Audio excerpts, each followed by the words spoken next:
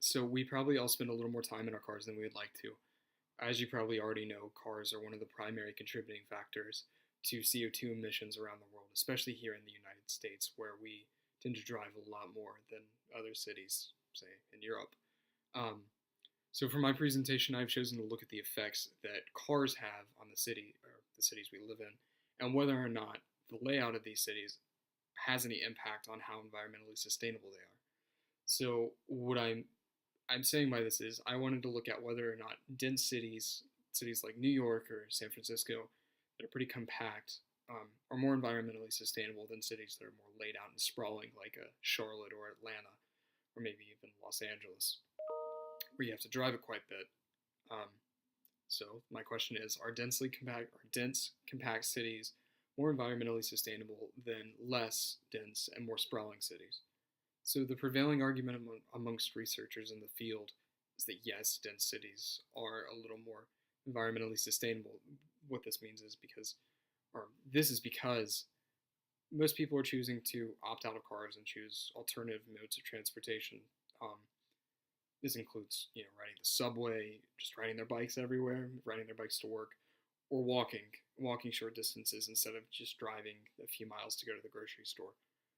This results in a decrease in vehicle miles driven, and a decrease in vehicle miles driven means fewer CO2 emissions, which is, of course, great for the environment and a lot more sustainable. So, despite this being the prevailing theory, there are, of course, dissenters, one of which is Daniel Simmons, who wrote an article called um, The Problems with Planning, a Free Market Guide to Suburban Development and Urban Sprawl.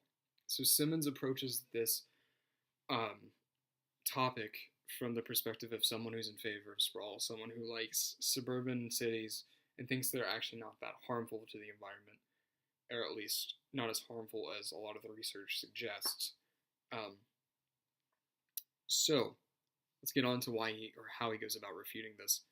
Um, he does this in a wide variety of ways. Probably the most convincing way he's able to refute the idea that they're not as, or sprawling cities aren't that environmentally harmful, is that um, the effects are often overblown by researchers. He says that, in fact, according to, I can't remember necessarily which report he uses, I think it might be an EPA report from 1998. The article he wrote was from 1999, so it's a little old.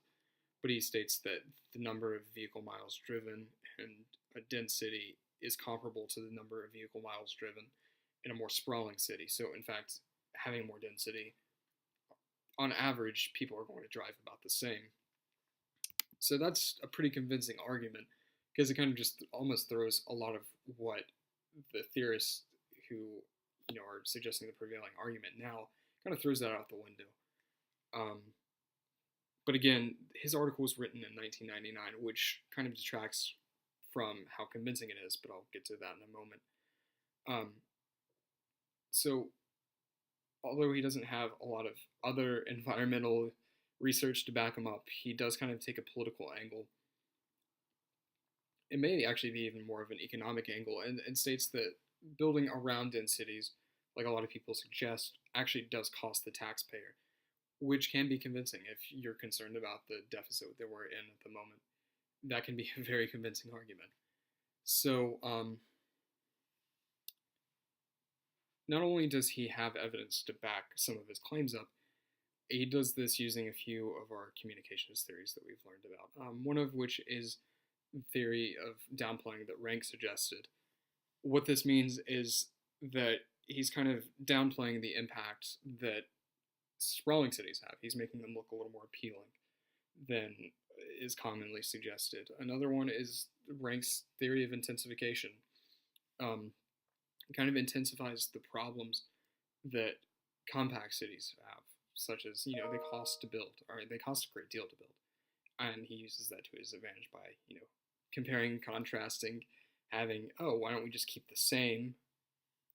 Sprawling cities aren't going to have that much of an impact versus, look, these dense cities are going to cost us. And then finally, he uses, let me read this really quickly, employs the theory of message sidedness. What this means is that he's doing kind of what I'm doing right now, and he's looking at the argument as black and white.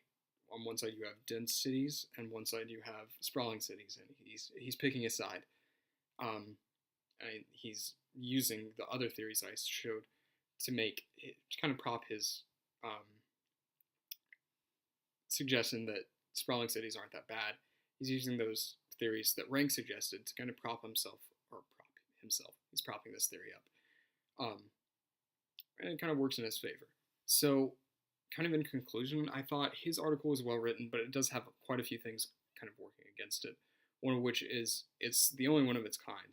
This kind of detracts a lot from how convincing it is when you only have one dissenting voice and a crowd of people saying that densely populated cities are actually, in fact, better for the environment. And it's also a little dated.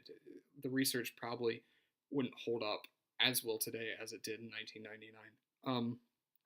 So I don't really think it did a great deal to sway me towards his side.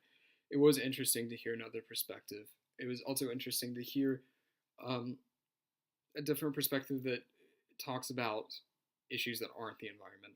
Although I'm covering environmental sustainability, I didn't consider other factors such as the cost that building around dense cities might have. So, in conclusion, it's not going to sway me or probably any of the current researchers to his side, but Simmons does deliver a convincing counterpoint to the prevailing theories. Thank you for watching. Have a great day.